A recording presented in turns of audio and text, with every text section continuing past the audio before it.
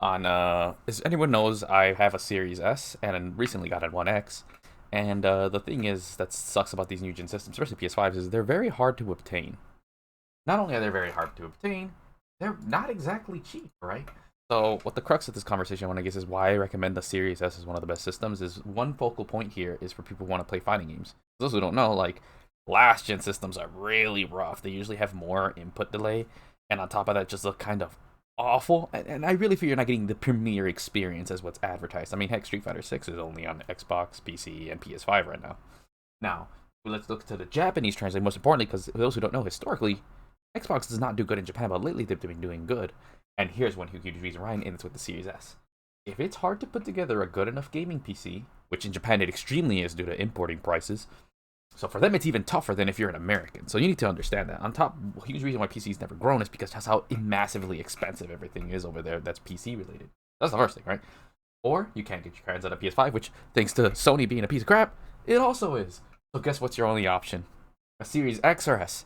X might either be too chunky, which is one reason why people don't realize why Sony systems are so slim, is because they need to fit in the Japanese household. They're not unga like Americans. But aside from that, so that's why they can't get an X, and it's really expensive. And it doesn't help that PlayStation 5 has marked up its price, and on top of that, 500 USD over here might as well be 700 USD over there due to the yen fluctuation, and on top of that, it's gotten worse. Like it's literally basically in layman's terms, let's say for $1 you get 150, and they still want to charge you like $500. So they're paying like $700 for an Xbox One X basically. I'm over exaggerating here, but look at it like from that point of view. It's too big. You probably don't really play Xbox a lot, nor do you have systems or all that whatnot on it. So what does an Xbox do good to you? Only if you play fighting games, because fighting games support all types of fighting controls, which is what they mainly use. But let's actually stay on topic here. And he says, I highly recommend an Xbox Series S. Was worried about how it would run. It runs smoothly as long as you don't mind lower picture quality. You can pick for about 230 USD for a stress-free experience. And he's absolutely right. You can get Xbox Series S's used for 230 or maybe on a lower market end, as they're saying, because it's Japan, or even 300. That's what I got mine for, 300 USD, right? Pretty easily. And more than likely, the only thing that takes is you buy it digitally, right? But if you're playing fighting games for real, you're going to own it permanently anyways, right? And yeah, I think that's something that's going to give Xbox a huge boost, especially with fighting games. Street Fighter 6 is coming right around the corner. And my bet is that Xbox will handle the input latency much better than PlayStation has been lately. That's my guess. But yeah, I think the Xbox Series S is really, in my opinion, the really key factor here on why Xbox is starting to get a good lead, especially in Japan. Because the reality is, there's no other option. That's honestly what it is. It's because there's no other option. If it was up to them, if it was up to fighting game players, they'd be on PC. Done. They'd be on PC, right? Not even PlayStation. They'd be on PC.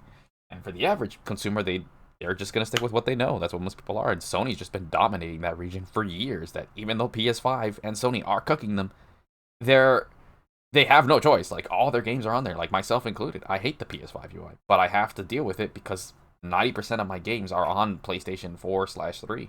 I have no choice. Plus, PlayStation controls are nicer, but nothing's stopping you from getting an adapter. So that's a minor inconvenience. But that's it. I just want to talk about this mini thing about how the Series S I think is going to get huge traction in the FGC due to its just relative ease and accessibility in price and performance and just overall size. I mean, just imagine going to tournaments with that. 230 USD, dude. That's probably cheaper than some PS4s, right? But that'll end this video. I just wanted to bring up this thing. And also, I feel like the lower pixel quality, 1080p is not bad. Or 1440p in any case. Not everything has to be 4K. Of course, there's more. Feel free to check out this tweet. Advice from you. Purchase a 2 Series S for the price of a PS5, right? Combined size. This might. Right? Exactly. Also compatible with Brook converters. Done. The only remaining Xbox Series S is the input lag, but see, I highly doubt that this can be a problem. You didn't. I didn't know you work for Microsoft. I'll see people are getting all, oh, you're a show. No, it's just they just have no choice. That's all it is.